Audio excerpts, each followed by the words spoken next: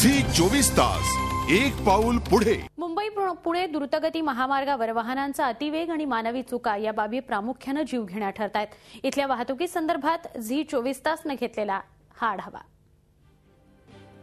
मुंबई पुणे द्रुतगती महामार्गामुळे मुंबई पुणे ही महत्त्वाची शहरं अवघ्या काही तासांच्या अंतरांनी जोडली गेली।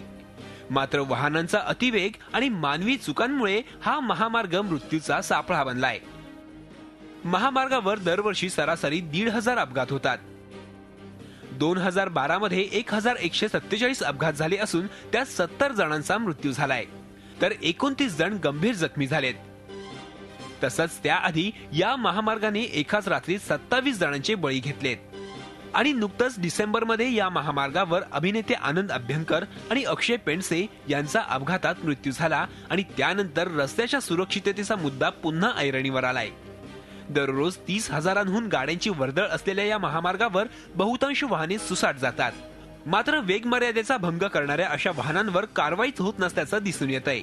या महामार्गावरील बहुसंख्य अपघातास बेफाम वाहनच जबाबदार असल्याचं स्पष्ट होऊनही वर्षभरात केवळ 294 वाहन चालकांविरुद्ध पोलिसांनी गुन्हे दाखल केलेत। या गाडीच्या चालकांनी संयमानं वाहन चालवणं, नियंत्रित वेगानं वाहन चालवणं हाच याच्यावर अतिशय चांगला उपाय आहे।